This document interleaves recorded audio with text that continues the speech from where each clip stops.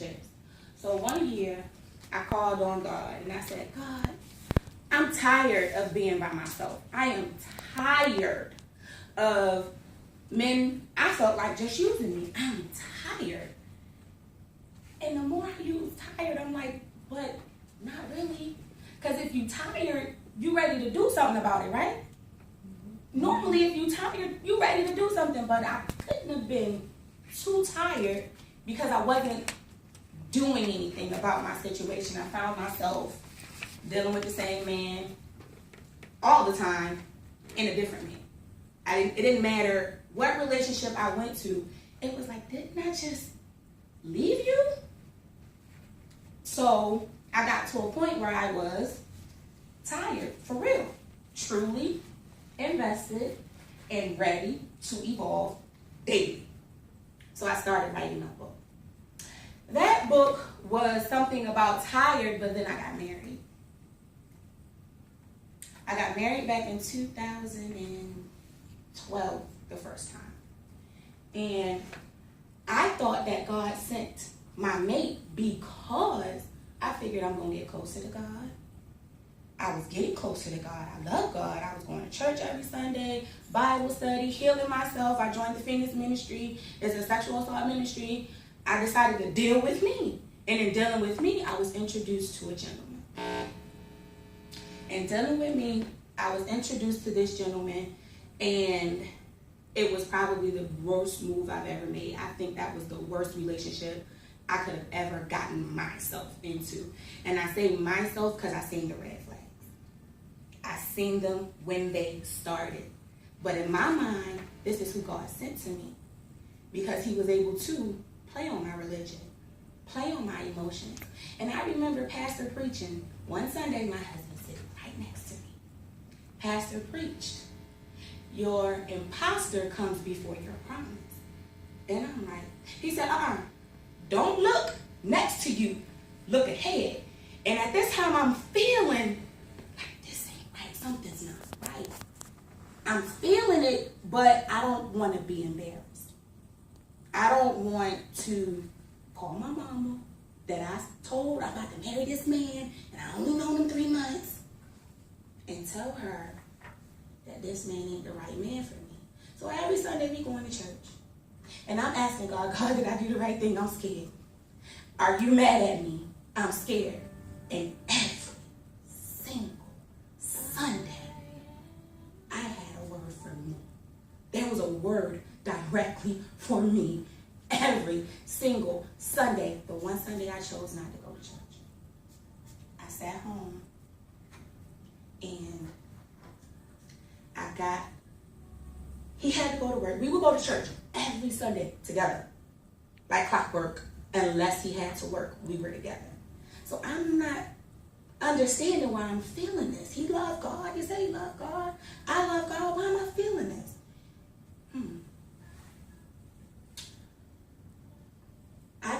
The Sunday I don't go to church, I find out from my husband on Facebook that I'm not his first wife.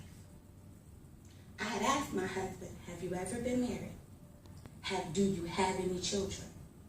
His response to me was no. I asked him this again in church. In church, he said, no. We don't go to church on Sunday morning. I usually don't check my Facebook on the computer. I usually check it through my phone. More convenient, right there. Spirit jumping. Anybody ever had a gut feeling? Mm-hmm. And you're like, why? Jumping, hands sweating. I'm like, what is going on? He has left for work. I can't go back to sleep. It's 7:30 in the morning. Jumping. I open my Facebook. I initially said I'm going to log on to church service. I'll wait to 9:30 service. It's early. I don't got to do 7:30 service. Forget it.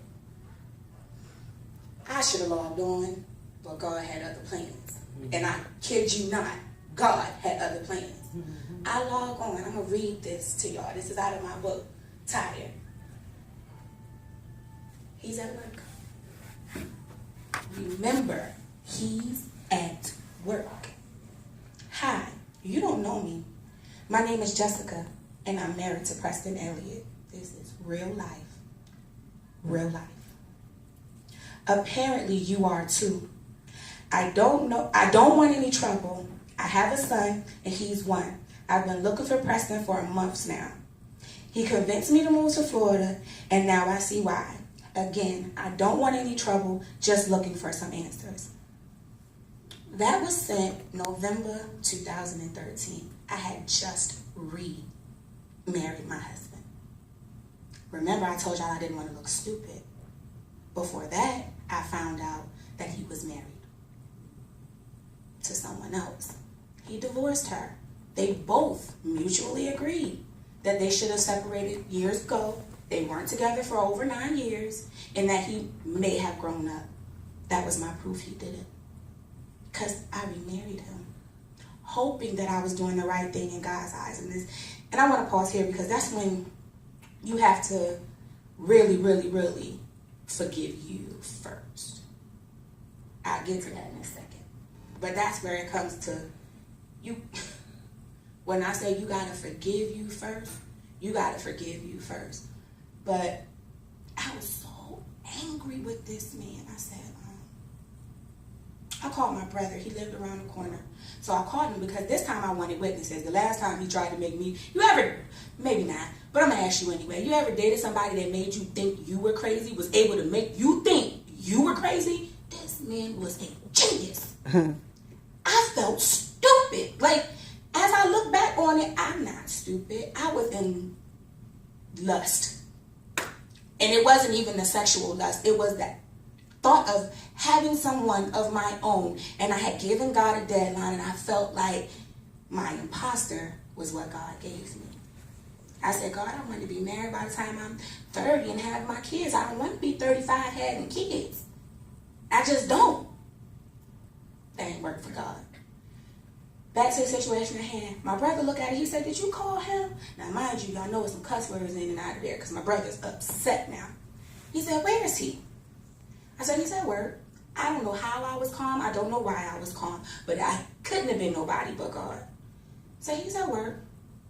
He said, but are you looking at this? And he's strolling through pictures of this man in this woman's bed with a baby in clothes that I bought. And my brother pointed out that I bought these clothes. And I'm like, I know. He said, call him. He need to come home. I called him. I need to speak to my husband, give his name. They say, hold on.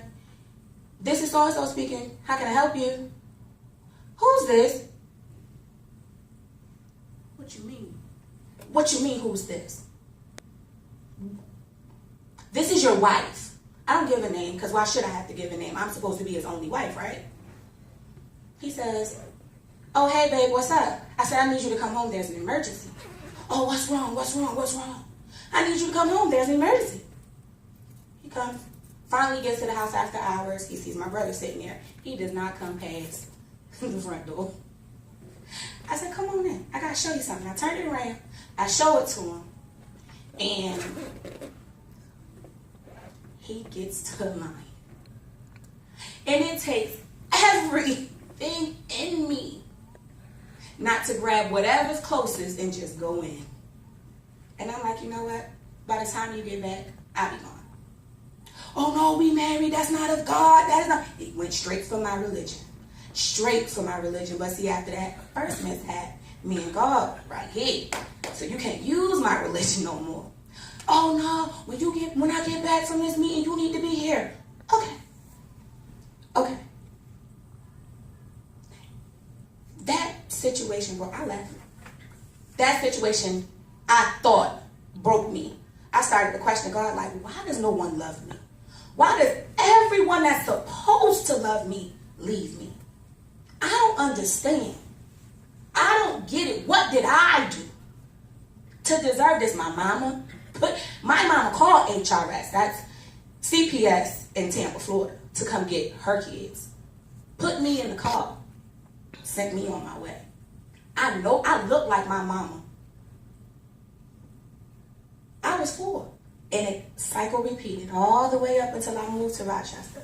So then as I got older, I started looking for love. And be careful when you start to ask God why, because he'll start showing you where you went wrong and how to get right. And that's what he started doing to me. He started pointing out little things, and I'm like,